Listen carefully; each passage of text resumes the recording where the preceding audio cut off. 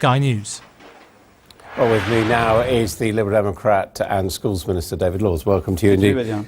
Why is it so important to stick to the Tory timetable for eliminating the deficit? I think for two reasons. Firstly, there comes a point when the economy has been recovering for a period of time where actually you need to stop building up the debts that are going to have to be paid off by future generations. We've already accumulated a huge amount of debt. We don't want to put that on the shoulders of young people. We also need to make sure that we get debt down to a much safer level than it currently is, so that if there is another downturn in the future, and we can't rule out that at some stage there will be one, that the UK is in a much stronger position to go into that downturn. At the moment, we have debt which is far too high. And the argument to a certain extent is what would happen after that. Would the Liberal Democrats, like the Conservatives, want to accumulate a surplus or not? No, we're being really clear in the manifesto that we've published today that once we have balanced the current budget in 2017-2018, so we're no longer borrowing money to spend on day-to-day services, other than borrowing for long-term capital investment, we want to have a flat, balanced budget over the cycle. What that allows us to do, which is crucially different from the Conservatives, is actually get back to growing public spending in line with the economy after 2017-18, which allows us to make the investments in things like the National Health Service and education that we've also been announcing today. And what about taxation? I mean, how high would the top rate of income tax be, and what about corporation tax? On taxation, we've said quite a few things over the weekend. We've set out our tax policy in great detail, far greater detail than any other party. And it's two things, really. Firstly, we're going to press on with the policy of taking people on middle and low incomes out of tax by raising the tax-free allowance to $12,500. But we've also identified a whole series of taxes on people on very high incomes and businesses who we think are avoiding paying tax. And it's that contribution from tax that allows us to make sure that we can protect public services and not make these huge welfare. But would you, for example, go to 50 pence on the top rate of tax? No, we don't want to change the top rate of tax. So 45 is where you keep it? We would keep it at 45. That's the proposal in our manifesto. And we're also not proposing to put up the basic rate of tax, national insurance contributions, VAT. All of those are taxes paid by middle and low income people. The taxes we're targeting are those on very high earners, and also things like the banks, who we feel can make a further contribution now that they're coming back to profitability. We've suggested a supplementary corporation tax on the banks for the period of time until we balance the books. You were in the coalition negotiations last time around. We've now had your manifesto. We've also had the manifestos of the other main parties. Where do you think the greatest overlap is between this manifesto and the Conservatives, or this manifesto and Labour? Well, I think where there is, and Nick Clegg sort of said this very clearly today, I thought, at his press conference, where there is some shared commitment between the Liberal Democrats and the Conservatives is to finish off the job of deficit reduction and to make sure that we get back to a balanced budget.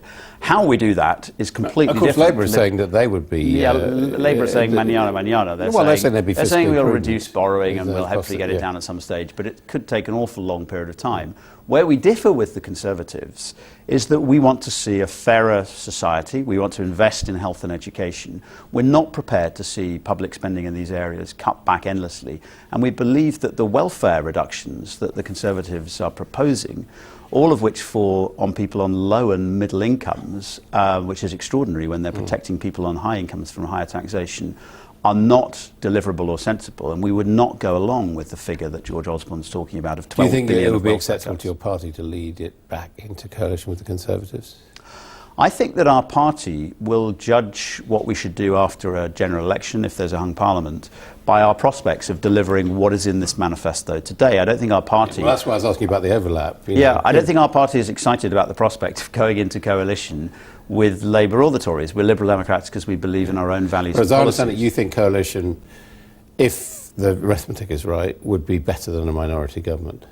I think a minority government would not be good for Britain. I think that it would be unstable. I think it would be difficult to imagine a government pursuing a radical and positive agenda. So I think it's desirable to have a strong government with its own majority after the election.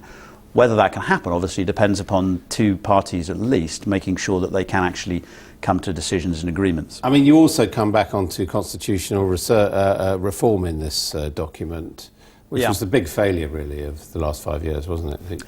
Yeah, we've advanced some things on constitutional change, and actually I think the fact that we now have a 5-year fixed-term parliament where the Prime Minister doesn't determine the date of the election based on party advantage is very sensible, and we've made some other sensible political changes. But it's no secret that on things where we wanted to see reform of voting in the House of Lords, we were not successful in pressing those through. But you want to reduce the House of Lords. I mean, the quickest way to do it would be just simply say we're not going to appoint Liberal Democrats to the House of Lords, wouldn't it?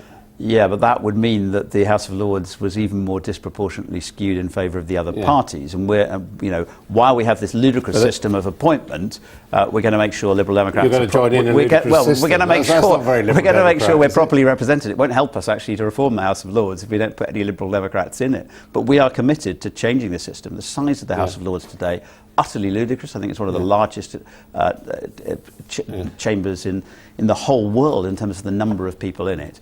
It's very inefficient, and the idea that we've got all these people appointed for a multiplicity of different reasons rather than actually representative and democratically chosen, I think is way out of date. OK, 57 MPs now. How many are you going to have on May the 8th? The one thing I've learned is not to make predictions about elections before they actually happen. What we're focused on today is getting our very positive message across to the voters, reminding them what we've actually achieved and delivered in this Parliament, and showing how the Liberal Democrats... Will you have more or fewer? I'm not going to pick figures out of the air. What I'd say, Adam, is this, that as you will be well aware, the Liberal Democrats have been written off many times in the past, and usually those who have written us off have had to eat their words in a short period of time. And I think we're going to surprise our critics and those people running us down by how well we actually do at the end of this campaign. Well, thank you very much indeed, David Laws. We shall see.